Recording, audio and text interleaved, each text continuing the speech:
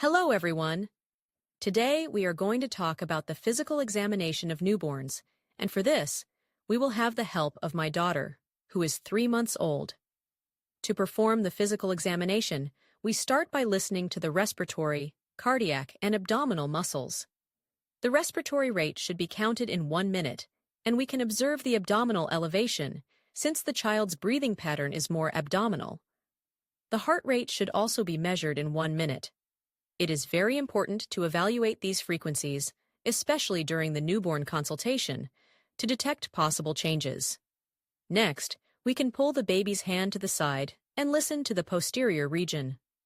After this, we listen to the anterior fontanelle, looking for murmurs that may indicate arteriovenous malformations. After this step, we start to palpate the anterior and posterior fontanelle, looking for fractures or uptake. It is also important to palpate the clavicle in search of nodules or other changes in the lymph nodes. It is common to find a lump in the breast bud due to the action of maternal hormones. During the exam, we also perform the Moro reflex. Did you notice that it is symmetrical? Then we move on to abdominal palpation, which should be done if the child has not yet been fed, because if the belly is too full, regurgitation may occur. The next step is to assess the genitalia. We perform the Ortolani maneuver, which checks the hip joint, identifying possible dysplasias. Next, we look for reflexes. When pressing the foot, the baby curls up the toes, and when performing the Babinski test, the toes open. After this, we turn the baby over to assess the back and check for any malformations. Crying during the physical exam is normal, and we should calm the baby down and continue the exam. Next, we measure the height using a tape measure or stadiometer. The baby's leg should be stretched out to obtain an accurate measurement. Immediately after, we measure the head circumference using a regular or specific tape measure, positioning it correctly on the occipital bone. We write down the measurement on the child's vaccination card.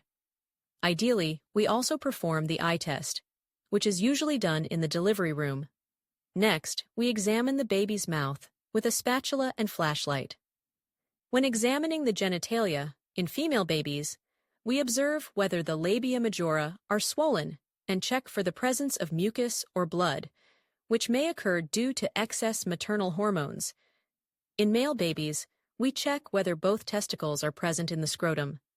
If they are not, we monitor them until the 4th month of life, because if they do not position themselves by then, a surgical evaluation is indicated. During the entire examination, we also assess the baby's skin, checking for hydration, the presence of lanugo, pallor, vernix, Mongolian spots, salmon spots, petechiae, and toxic erythema, which are common in newborns. That's it, folks. I'll end my presentation here, and I hope it was enriching for everyone.